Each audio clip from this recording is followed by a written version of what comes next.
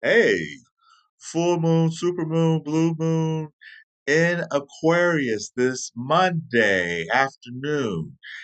What does it all mean? Well, first of all, my general rule of thumb with anybody interested in looking up, look up and look within.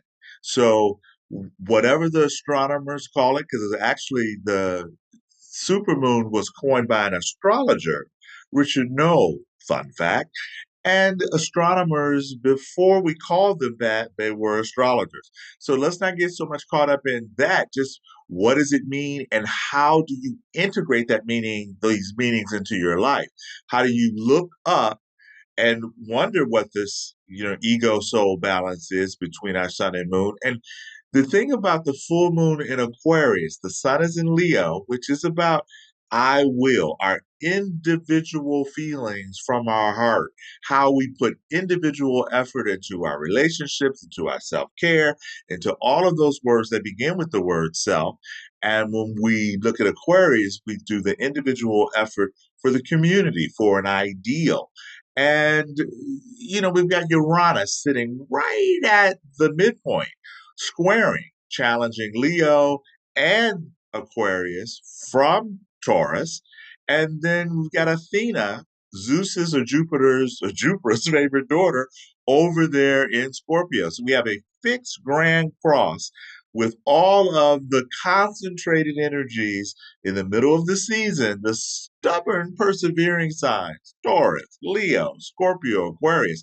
So this full moon has everything to do about how we transform our values, how we look within. We talk to our souls, that witness, that rooted energy of how we're all connected. And the soul has the larger arc of our life. And the fixed signs keep a part of the reality hidden. Taurus with Uranus there. We've been dealing with Uranus and Taurus for about the past 5 years or so. He spent 7 years in each sign. And in Taurus, he's using the tower, shocking, giving us lightning bolts about what we really value, what really matters. Hello, Black Lives Matter. All lives matter. Blue lives matter. At least having the discussion about how we use our individual egos and identify ourselves, but that's also in connection to how we're also all integrated. Inclusivity wins, period. I don't care what your values are. Taurus is about not confusing the form, how we appear, how much money, how much status with the content of who we really are, basically. How much for that child? Would you take $2,000 for that baby? That shocks our value system, right? How much for that kidney? Shocks our value system, generally speaking. And so after Taurus, we go to Leo, the next fixed sign. But the difference is that Taurus is in that eastern hemisphere of ego, self direction. Leo's in the western hemisphere. So the audience matters. Even when Leo's shining and dancing like Coyote Ugly on top of the bar, Leo is still concerned about who's going to feed their fire, who's going to feed their spirit. So the audience and participation and feedback certainly matters. Leo doesn't want to get canceled. But I say this with the sun in Leo, complemented with the moon in Aquarius, if you're coming from that authentic, heartfelt energy and authentic intelligence, Leo, then the audience is going to be right there with you. It's a paradox. It's that ability to be fully knowing of oneself and representing the spirit and the heartfelt feelings coming from that, complemented by the Aquarius energy that's more about the higher and inclusive truths. And Uranus is there to shake it up if it gets off kilter. The next fixed sign is Scorpio, which is fully above the horizon, but also about privacy because it's a water energy. But it's also in that Western hemisphere of gala polling and relationships matter. And so Scorpio, while holding some of its reality private, it's just to process it or to make sure that it shares this vulnerability discerningly or discriminatingly sharing it. So it doesn't end up, being exposed to people who don't really get it, don't want to get it. But if in Scorpio is where you are leaving your ego at the door to transform it through the inclusiveness and connection with the soul. Typically, that happens interpersonally and privately in the bedroom, in the therapist room, in those calling in each other on those conversations that we allow ourselves to be vulnerable. And as a fixed or concentrated water sign, Scorpio, that water stops flowing when we reach the bottom of things. Last and certainly not least is the Aquarius fixed air, which can sometimes feel like the calm or the center of the hurricane. The Aquarius is calm while they're stirring up your ideals or your rooted assumptions that you make about the nature of reality. Let's just say that you think all people of a certain race or a certain class are stupid, and then you meet someone of that class or race that's smarter than you. Then you have to question those root assumptions or presumptions about the nature of your reality. Hello, Aquarius. And since it's an air sign, a human sign, the only human sign on that fixed axis of Taurus, Leo, Scorpio, and Aquarius, they're here to train us or be role models, aligning their intention. Hello, our raw material. Aligning our intention with these higher inclusive ideals to train the stubborn, bullish ego of Taurus, to train the exclusive, I love you but don't love them over there, Leo, and to train the Scorpio to not take everything personally or not to carry grudges, to get over it. Aquarius simply doesn't let it get that deep for that to happen. So this new moon, this full moon on Monday, and realize all full moons are 5 days, 2 days before, the day of, and 2 days after.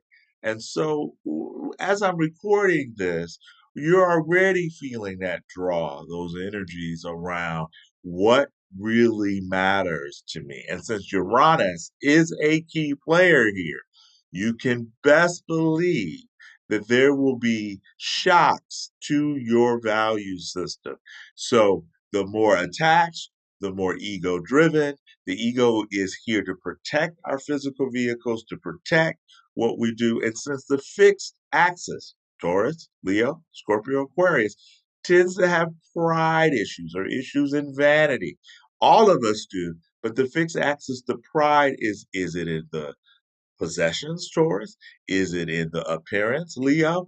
Is it in the relationships? Are you knowing other people's secrets, Scorpio? Is Aquarius, is your pride in your knowledge, being the smartest person in the room? But is the pride in your service?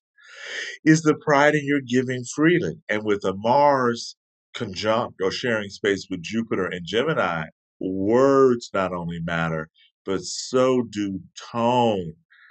So if you have challenges with how you say things, this full moon weekend, and definitely while Mercury is still in retrograde until August 28th, and still in Leo until September 9th, if you have challenges with nonverbal communication, tone, which is about 40% of our communication, then write it first, text it, do things that, or email it, or just pause and breathe and set the intentions that you want the communication to solve or resolve, resolve. Mercury retrograde or RE prefix words are indicated, and the fact that the inferior conjunction with Mercury and the Sun and Earth aligned the day before, which is Sunday the 18th, this is a new Mercury cycle for us to come from the heart intelligence, and you're going to get these downloads and streams of ideas about what kind of creativity you want to do. Typically, it is said to let Mercury write them down, put them in your audio recorder or whatever, but do not tend to communicate them. Let them incubate as if you were, still in the cocoon in a sense, and then allow the butterfly or the chrysalis to the moth come out once Mercury goes direct. And then I would even give it about a week after that. What I like to tell people when Mercury is retrograde and then first goes direct is look at those so-called coincidences, those so-called texts or running into people, because those synchronicities, because remember, Mercury is the god of travelers. Thought travels, feelings travel, but also the physical running into people. It could be the fact that the people you're running into or reconnecting with are also going through a similar reevaluation phase of the relationship, and are ready to hear what you have to say, particularly if these are relationships that kind of fizzled out or didn't quite get started since this last full eclipse on April 8th.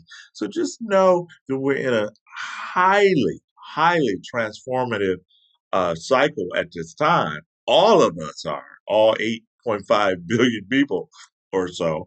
And if you can trust that heart intelligence and use that hearth fire promised by Vesta aligned with that sun in Leo, and really understand your inner spiritual center. You are the center of your universe, but we're sharing all these dimensions together as a population. And I've been doing a little bit more research on Ceres, Earth Mother, who it is said she would be the center of where if there were a planet where the asteroid belt is, Ceres would be the center. And now she's a dwarf planet and has been for the last 18 years when Pluto got demoted by the IAU. So really understand the resources that you have, whether it's food as medicine, whether it's being a midwife or bridge for others in your career or your vocation. But mentoring is central also with this full moon. And I like to thank uh, Mr. Uh, Titus, who kind of inspired me to do this. I have been procrastinating because, hey, I got a lot of fixed energy, and we have all 12 signs. But I like to thank him for inspiring me to do this, and also you as well, listening to this. And if you don't know whether you're morning or evening in terms of the Venus star, let me know, direct message me, and definitely check out Astro RM. It'll come under our raw material, because in the beginning of the fall of equinox of 2024, we are putting together a course for people to integrate the essential soulful energies balanced with our ego through astrology and Astro RM is what we call it, but astrology and our raw material. Tavish and I are very excited about that, and we hope you will be too. Thank you.